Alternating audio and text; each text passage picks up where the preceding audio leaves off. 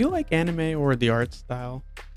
You like trading card games but don't have time to go to your locals every week or whenever you want to play? Are you a competitive person? Or are you just looking for a way to kill some time without breaking the bank? If you answered yes to any of the four questions, then I have the game for you. It's called Shadowverse. Shadowverse is a digital card game created by Cygames and was released back in 2016. It's been around for a while and I've been playing since then. And I love this game. To spread some of that love, let me give you guys 10 reasons why I think you should play Shadowverse. Reason number one, the art. If you like the anime aesthetic and you're looking for a husbando or a waifu, then you're in the right place. Trust me. But if that's not really your thing, then don't worry. We got you covered. If you're into mythical creatures, high fantasy, then we got plenty of art for you too. We got dragons, demons, mechas, fairies, you name it, we got it. And all of the artwork is beautifully done. They give you brand new art with every set, and to kind of add to the depth of the cards themselves and give them their own personality, all of the cards are fully voiced. If you attack with it, it's got a voice line. You play the card, it's got a voice line. It leaves the field, it's probably got a voice line too. And that kind of just brings a kind of experience that you can't get from normal trading card games or any in-person game in general. That's an advantage that it has being a digital card game. With that, you're for sure gonna pick a favorite. For sure. Reason number two, there's various collaborations and crossovers between different IPs. The game itself is created by Cygames, and they use different arts and characters from their other properties such as Grand Blue Fantasy and Rage of Bahamut. If you're not familiar with those, well, they've done crossovers with other big name IPs like Street Fighter, Shaman King, Spy X Family, and even Nier Automata. There's not going to be a collab for everything, obviously, because of legal reasons beyond my scope, beyond my realm, but there's an impressive track record so far, and I'm always looking forward to what's coming down the pipeline. Reason number three, the story. Shadowverse has been out for 8 years, and in those 8 years, there's been a lot of sets, and with those sets usually come a story to go along with it. Now, the story starts off with the original 8 characters. Those are the characters for each of the classes in game, and you play through the story through each of their points of view, and each of their stories come together to tell a greater narrative. After their stories are done, their stories go on for quite a few chapters, different times and spaces, but once that's done, they introduce new characters, usually tied into the sets that are released alongside whatever the story is. And you do the same thing. You play through their point of view, and it introduces conflicts and other characters, and their stories intertwine and tell a greater narrative. And the best part about this is you get to play through the story mode using rental trial decks, which is the perfect opportunity to try out different classes and different types of decks without investing anything, and picking out a class that you want to start with, or maybe you want to try out later down the line.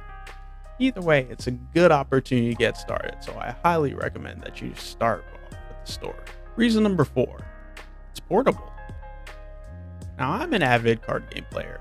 I love going to locals as much as possible and playing with the people that I meet at locals and making friends, but that's not always possible. It's not always a feasible option. But being able to play anywhere with self-service and Wi-Fi, obviously, is just super nice. It means I can play anywhere. I can play waiting at the doctor's office, when I'm waiting for food, Even in my own bed, I feel like grinding out a couple games before I go to sleep. Convenience is super nice and shouldn't be ignored. Reason number 5. Games are quick.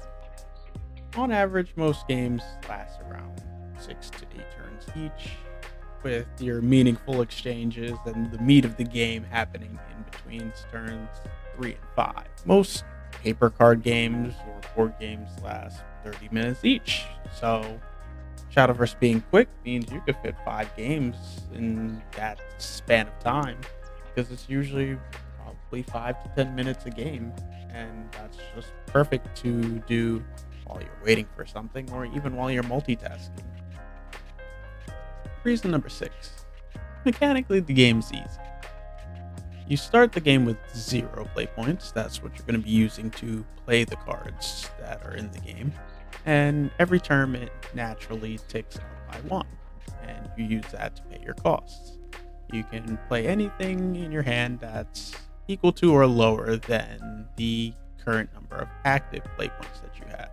Active meaning ones that you can use versus inactive you can't use, or empty is the proper term for that one. And you can play anything cost below what your active is. So for example, if you have 5, then you could play 1 5 cost, or you could play a 3 cost and then a 2 cost, etc., etc. You have a field of 5, so you can play up to 5 things, and as long as you have space, you can continue to keep playing cards. There's 3 different card types. There's creatures, there's spells, and there's amulets. Creatures and amulets are what's going to be taking up your field space, while spells go to the discard immediately after they're played. Now, obviously, there's more depth to it because, the game's been around for 8 years. So you got to keep things fresh and exciting for everybody. But at its core, the game's really easy to pick up. Play cards, reduce your opponent's life to 0. Simple as that. Reason number 7 is, while the game might be easy to learn, it's still hard to master.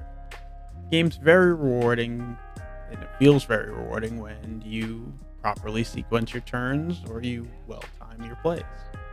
Practice makes perfect, and sometimes you'll end up playing against a class or a deck that you're having some trouble against. But the longer you play, the more you learn the ins and outs of your deck, the better chance that you have of winning. And after a certain amount of time, you'll eventually find yourself winning games that you normally would have lost. And that's just really rewarding to feel, in my opinion. Matchup awareness and practice get you to see plays that you often didn't see before. And sometimes you want to keep cards or play cards at a later turn. That way you get a bigger benefit. It's very rewarding to do so. Now that we've covered the game itself, reason number 8 is that there's 8 unique classes, and each one has their own playstyles and aesthetics. Each class has great depth to the point that you could play multiple decks in the same craft and have a completely different experience. And that means that you can pick one craft and play that craft through the length of your entire career, or you can play multiple classes and pick and choose which ones you like. Let me just give you a rundown to get started.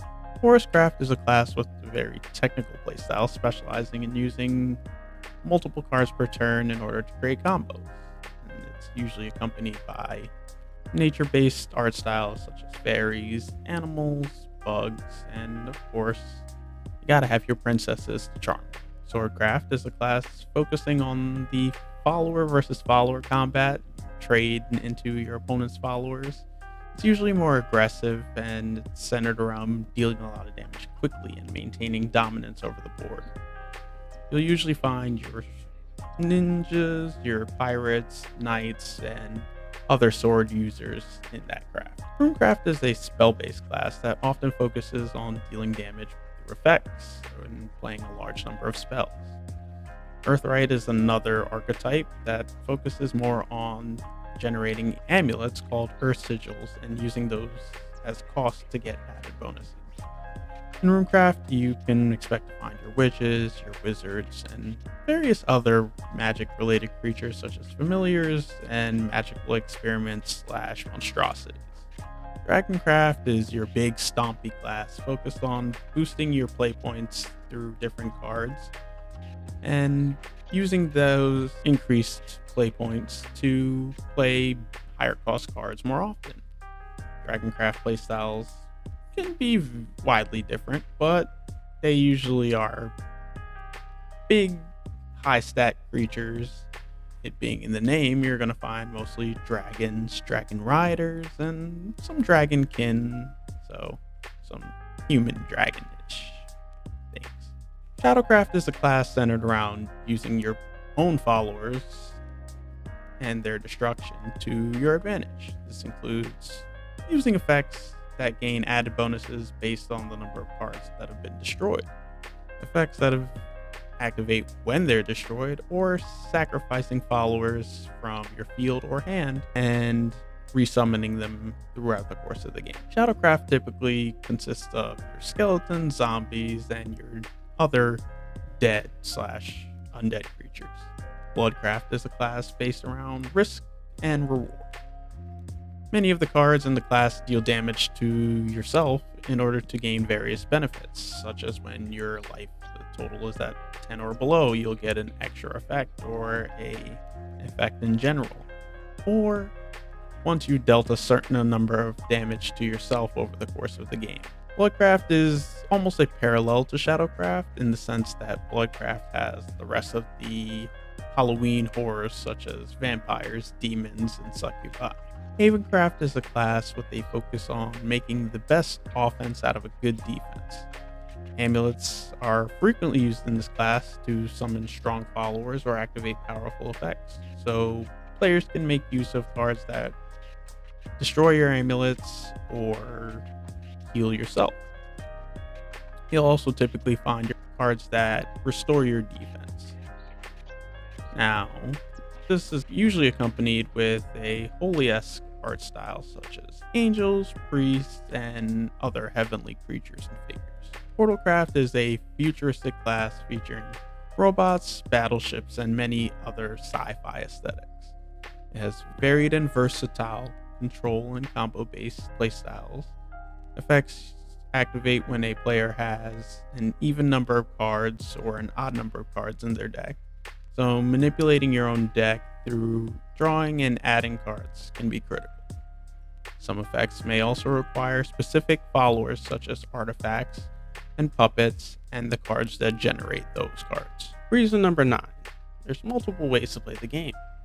In addition to the story mode and the ability to play against your friends, there's 4 different ways that you can play against anybody in the world. There's the rotation format, which is using the 5 most recent sets of Shadowverse that have been released. And every time a new set is released, usually within about 3 to 4 months of the last one, the oldest set will drop off and the most recent 5 will be the new rotation format. There's the unlimited format where you play using cards from the start to the end of Shadowverse. And that's a lot of cards. So there's multiple different interactions and a slew of decks that you could potentially play there. But it might be a little daunting for beginners. So stick to rotation for now, and if you're looking for a change of pace, something more fast, something more exciting, then you could delve into unlimited. But there's also 2 other formats that aren't really talked about as often because they're a little more limited in ability to play and the card pool that they use. That's Take 2 and Open 6. Take 2 asks you to select from 3 different classes, and once you select that class, you're presented with 2 different pairs of cards, and you select one of the pairs. And that goes into your deck. And then you're asked to repeat 15 more times to create a 30 card deck. Once you have that deck, you play 5 times with that deck, and based on the number of wins that you've accumulated, you're given bonus rewards such as rupees, which is the in-game currency, or packs to open. Open 6 is along the same vein that you play 5 games, but rather than being a draft, they give you 6 packs, one of which is a phantom pack or a temporary pack, and you open those and you build your deck. The best part about Open 6 is that you get to keep the cards from the 5 non-phantom packs. But from the phantom pack, if you get a certain number of wins, you're able to select some cards from the phantom pack to also add to your collection. So Take 2 and Open 6 are a different way to play the game, and Open 6 is very rewarding in the fact that you get to keep all those cards and you get the currency and packs that they give you as a reward for participating and playing through the 5 games. Reason number 10, the game is very generous. Now, 8 years is a long time to be playing a game. Obviously, burnout happens. I've been playing for 8 years. There was a time where I took a really long break from the game where I just couldn't even log in. I was like, I'm tired of this. I need to put this down, do other things, and I'll come back later. And I did. And then I picked the game back up, and I almost had no downtime. Between the anniversaries that they have, daily logins, missions that you can complete in-game, and just random giveaways here and there, I managed to gather up enough in-game currency to open the most recent pack, and then you can liquefy or get rid of the cards that are no longer in rotation and use those to craft cards that you do need for the decks that are in rotation. There's pro players that play this game that have made their careers off of just the amount of packs that are given out and have spent no real life currency. So being free and not breaking the bank is always a plus in my eyes. I don't know about yours. If you've made it this far, that's been 10 reasons why you should play Shadowverse, and hopefully at least one of those reasons really inspired you to try the game. It's free to play on Steam, Android, and iOS, so you're losing nothing from trying the game, and I think you can learn to love the game just as much as I do, if not even more.